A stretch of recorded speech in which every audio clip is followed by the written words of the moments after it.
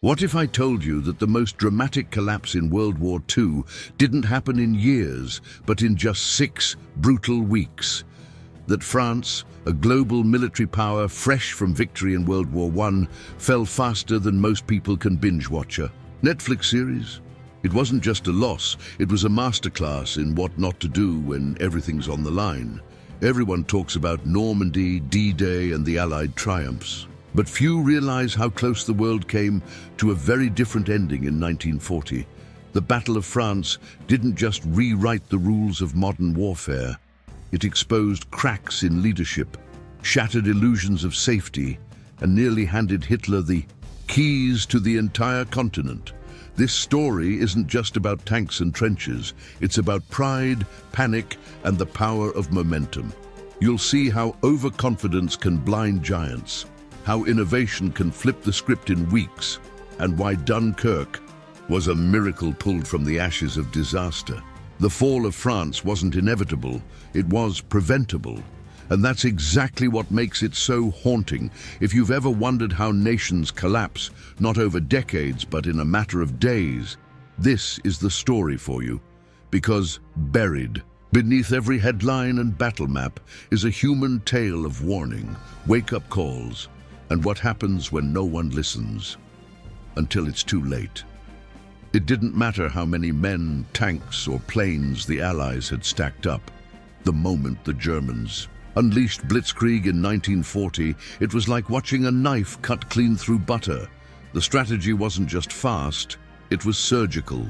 Instead of charging straight into the strongest defenses, they danced around them, slicing through the soft spots. It was the sickle cut, or Sickelschnitt, and it came out of nowhere. Before the Allies could even say Maginot Line, the line was meaningless. You know, sometimes the old ways of doing things lull you into thinking you're invincible. That's exactly what happened here. The French and British felt solid, relying on numbers and familiar tactics. But the Germans weren't playing by the same rulebook. They bent logic, ignored traditions, and rewrote warfare in real time. The result? Chaos, fast, focused, and frightening. The Allies had more everything, on paper. But war isn't fought on spreadsheets. It's fought on instinct, on guts, and on speed. Germany's motorized units and close air support didn't ask for permission. They just moved. And when they moved like lightning. Cities fell before radios even finished reporting the last attack. Let's face it, while the Allies were still debating plans in command tents, the Germans were already behind. And them, sipping coffee in their mess halls. That's how fast Blitzkrieg worked. It wasn't just the movement, it was the shock. And when soldiers are shocked, they hesitate. When they hesitate, they fall behind. And in 1940, falling behind meant being swallowed whole. But Blitzkrieg didn't start perfect. In fact, there were hiccups that almost blew the whole thing up in Germany's face. Funny thing is, the Germans didn't exactly kick things off like a well-oiled machine. Early on, there were real blunders. Planes went down with battle plans on board, and delays almost gave the Allies a golden opportunity. It was messy, the kind of mess that could have unraveled everything. But here's the kicker. The Allies didn't capitalize. Why? Confidence. Or maybe overconfidence. The French and British weren't worried. They had Plan D, a strategy they felt good about. They moved troops into Belgium, believing the Maginot Line would keep France safe. That massive concrete barrier gave them a false sense of security, like a big steel door that forgot it was attached to a crumbling wall. They trusted it too much, and they didn't expect anything creative from the Germans. Meanwhile, German high command was sweating bullets behind the scenes. What if the Allies figured out their real move? What if someone caught wind of the plan through that crashed aircraft? But luck, or maybe Allied arrogance, played in their favor. The French looked at the Ardennes and shrugged. Too thick, too slow. They'd never try that. Right? Wrong. That's the tragedy of it. Sometimes confidence blinds you more than fear. The Allies had their playbook and stuck to it like gospel. They didn't listen to doubts or whispers of warning. They believed they had time. time to react, time to prepare, time to win. But war doesn't hand out second chances, because while the Allies were busy reinforcing the expected route, the Germans were slipping through the unexpected one, right through the forest. Imagine betting everything on a path no one believed you could walk. That's what the Germans did with the Ardennes in 1940. Thick forest, rough terrain, narrow roads, it screamed, "Don't even try it." But Germany did, and not just with a scouting party. They rolled tanks, trucks, troops, the whole 9 yards. Everyone thought it was suicide. Instead, it became genius. The French had left the region practically undefended. They figured nature had done the job for them. Trees, mud, bottlenecks. How could an army possibly push through that? But the German command saw opportunity where others saw obstacles. They forced their way through with relentless momentum. The element of surprise? Absolute. The Allies were blindsided. And then came Sedan. When German forces smashed through French lines at the Meuse River, the whole game changed. That crossing, fast, violent, unexpected, shattered morale and scattered defenders. It was like watching a dam break.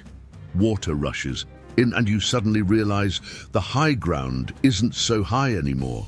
From there, the dominoes started falling. This was more than just a tactical move. It was psychological warfare in motion. The French soldiers weren't just being beaten. They were being outthought, outpaced. It's hard to hold the line when the enemy isn't where he's supposed to be. And worse, when he's already behind you, cutting off your way home. But even with tanks rolling and panic spreading, the greatest mistake wasn't on the battlefield. It was in the war rooms, where warnings were piling up, but no one was listening. You'd think that with maps, messengers, and modern radios, someone would have noticed what was happening, right? But the Allied High Command seemed frozen in time. Reports came in, German breakthroughs, troop movements, cries for backup, and they brushed them off like background noise. It wasn't ignorance. It was disbelief. They just couldn't accept the war had changed. There were glaring signs. French reconnaissance pilots saw armored columns snaking through the Ardennes. Radio intercepts warned of major shifts. Local commanders pleaded for reinforcements, but at the top, silence, or worse, indifference. Orders were delayed, counterattacks postponed, and by the time action was taken, it was already too late. The window had slammed shut. Imagine being a frontline soldier, watching German tanks pour through your sector, while your superiors assure you everything's under control. That kind of disconnect doesn't just frustrate, it crushes morale. Men were left holding, rifles against panzers, not because they lacked courage, but because leadership lacked urgency.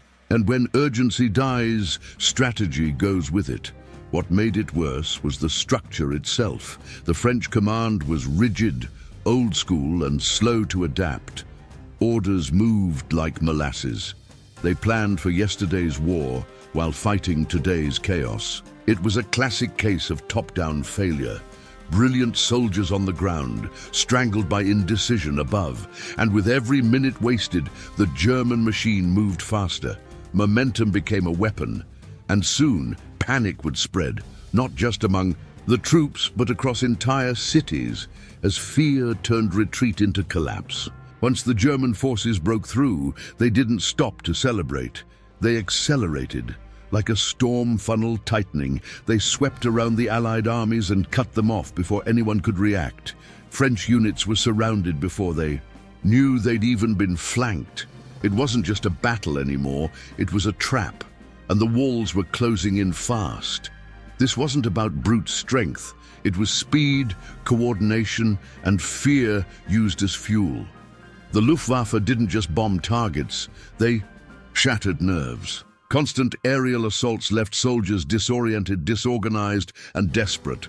And when panic starts spreading through the ranks, discipline follows it out the back door. Surrender became the default, not the exception. Some French troops dropped their weapons and ran. Others never even saw the enemy, just heard the thunder of tanks and chose flight over fight. Not because they were cowards, but because they felt abandoned. Imagine watching your line fold while headquarters insists you hold position. That disconnect turns men into ghosts long before the shooting stops. Psychologically, the French army unraveled. Communication broke down, units dissolved, entire divisions disappeared into chaos. The German Blitz had gone from tactic to trauma. Every move deepened the Allied collapse. And when you lose the will to fight, it doesn't matter how many guns you've got left in the warehouse. Still, amidst this devastation, something unexpected flickered on the horizon. Not a counterattack, but a rescue. One born not from strategy, but from sheer human grit and a pause that still confuses historians to this day. It was the kind of break no one saw coming. Just as German tanks were about to crush what was left of the Allied forces pinned at the coast, the order came: stop advancing. For 3 crucial days, the panzers idled. And in that sliver of time, a miracle began. It wasn't part of a master plan. It was desperation, turned into something heroic. Over 330,000 soldiers were trapped near Dunkirk, the sea behind them, the Germans in front. But while the British High Command scrambled, the real magic happened on the water. Civilian boats, fishing vessels, ferries, pleasure crafts answered the call. It was like a nation held its breath, then moved. Ordinary folks doing something extraordinary. Historians still debate why Hitler hesitated. Some say he trusted Göring's Luftwaffe to finish the job. Others think it was political, maybe it was arrogance. Whatever the reason, that pause let the Allies slip through the jaws of defeat. Dunkirk didn't turn the tide, but it saved the heart of the British Army, and hearts matter in war. And it wasn't just soldiers who escaped. It was hope. Hope that maybe this wasn't over. That maybe, just maybe, the fight could continue. Dunkirk became legend not because of victory, but because of survival. And survival, when everything's burning down around you, is a kind of quiet rebellion. But while the beaches emptied, the front lines didn't stop bleeding. And then came a blow that would fracture what was left of Allied unity, one that came not from the enemy, but from a friend. Just when the Allies thought things couldn't get worse, Belgium threw in the towel. King Leopold III, without consulting the French or British, surrendered his forces to Germany. Overnight, thousands of Allied troops were left exposed, flanks wide open, trust shattered. It wasn't just a military blow, it was a stab in the back, and it hit deep. To be fair, Belgium was in a hopeless spot. Surrounded, battered and outgunned, their king believed surrender might save lives. But timing is everything, and for the French and British, his decision felt like betrayal. One moment they were holding the line together, and the next, it was. Every army for itself, coordination gone, morale sinking. In war, unity is power. And once unity cracks, everything else follows. Troops began second-guessing their allies. Commanders questioned their maps, their partners, even their orders. The front line became a patchwork of confusion. When Belgium dropped out, the Allies didn't just lose ground. They lost momentum, trust, and emotional footing. That emotional toll seeped into every trench, every bunker. Soldiers started to wonder, who's next? If Belgium could fold, could France be far behind? Fear doesn't need facts to spread. It just needs one good reason. And King Leopold had just handed it over on a silver platter. As the cracks widened, a new kind of battle began. One not just against German tanks, but against doubt, division, and despair among the Allied leadership itself. Behind closed doors, the French leadership was tearing itself apart. General de Gaulle, still a relatively unknown figure at the time, pushed for bold counterattacks. He wanted to punch back, to show France wasn't done yet. But every time he stepped forward, someone else pulled back. Pétain and Weygand, they were already writing the funeral speech. It wasn't just a difference in strategy, it was a clash of mindsets. De Gaulle saw opportunity in resistance. Pétain saw inevitability in surrender. And when your generals can't agree on whether to fight or fold, the troops feel it. Orders became contradictory. One division was told to charge, the next to retreat. Confusion reigned. Meanwhile, the Germans weren't waiting. They pressed on relentlessly. Every day the French command spent arguing was another day lost on the battlefield. Even when de Gaulle launched his limited counterattacks, like the one at Montcornet, they came too little, too late, and with no backup. The spirit was willing, but the support, nowhere in sight. It's a cruel irony. France had brilliant minds, brave soldiers, and even flashes of tactical brilliance. But in the end, the battle wasn't just lost in the fields. It was lost in the conference rooms. Pride, fear, and politics mixed like oil and water, and in war, indecision can be deadlier than bullets. Still, as German forces pushed deeper, the French tried to hold the line using a new tactic, one built on grit, stubbornness, and desperation. The so-called hedgehogs were next. Picture this: tiny clusters of French soldiers dug in like porcupines, bristling with whatever weapons they had left. These were the hérissons, or hedgehog defenses, pockets of resistance meant to slow the German advance. No sweeping counter-offensive, just grit, bunkers, and machine gun nests trying to buy time. And for a moment, it actually worked. These strongpoints weren't connected. They weren't part of some grand unified plan. But they forced the Germans to pause, regroup, and fight for ground they thought they'd already won. It wasn't enough to turn the tide, but it made the invaders sweat a little. For the French troops inside those hedgehogs, it was a last stand, simple, raw, and stubborn. But without air cover, they were sitting ducks. The Luftwaffe pounded these outposts with ruthless precision. One by one, the hedgehogs were overwhelmed. Brave men inside, fighting until the last bullet, the last breath, hoping maybe someone, somewhere, was rallying the rest of France. But no help came, and the tide kept rising. Coordination was a ghost by now. Some hedgehogs held out for days, others fell in hours. It wasn't their failure that doomed France, it was their isolation. A chain is only as strong as its weakest link, and this chain had been shattered miles ago. The hedgehogs were brave, but bravery alone doesn't stop Blitzkrieg. And as they fell, so did the final pieces of France's defense.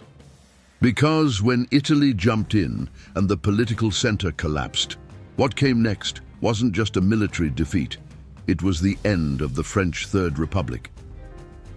Just when it looked like things couldn't spiral any further, Italy decided to join the party. Mussolini, seeing a crumbling France, jumped in to grab a piece of the pie before it was all gone. It wasn't exactly a military game changer, but it was a gut punch. Another front opened, another betrayal felt, and France's already thin defenses stretched even thinner. Back in Paris, things were falling apart, fast. The government fractured, arguments turned to resignations, and the voice growing loudest was Petain's. He wasn't talking about resistance, he was talking about armistice. To many, it felt like surrender with a ribbon on top. The fight was leaking out of the room and out of the country. On June 22, 1940, the French signed the Armistice. Hitler, with all his usual flair for drama, made them sign it in the exact same railway carriage where Germany had surrendered in World War I. A symbolic revenge, cold, calculated, and humiliating. For France, it wasn't just defeat. It was the loss of pride, of sovereignty, of direction. And for Germany, oh, they were riding high. The Battle of France had been a stunning success. Lightning fast, brutally efficient. The Nazis walked away feeling untouchable, overconfident, arrogant. They believed they'd cracked the code of war. But history has a funny way of humbling even the boldest empires. Because while the swastika flew over Paris, Britain stood defiant, and a new kind of war was already taking shape. one fought in the skies and in the hearts of those who refused to give in. So now that you've seen how the mighty fell in 1940, let me ask you, what are the Maginot Lines in your life? The strategies you cling to, thinking they'll protect you, even when the world has moved on. Because if the Battle of France teaches us anything, it's that speed, adaptability, and humility beat size and pride every single time. The truth is, the collapse didn't come from lack of strength. It came from a failure to think differently, to react quickly, to believe the unthinkable could happen. And that's not just history, it's a mirror. For leaders, entrepreneurs, students, or anyone facing uncertainty, this story isn't just about 1940, it's about now. What plans do you need to challenge? What assumptions are putting you at risk? And most importantly, are you moving fast enough to face the storms that are already on the horizon? If you want to keep learning from the raw, real lessons of World War II and discover how history can sharpen your thinking, your leadership, and your strategy, then hit that subscribe button. Turn on notifications so you never miss a moment that could change the way you see the past and shape your future.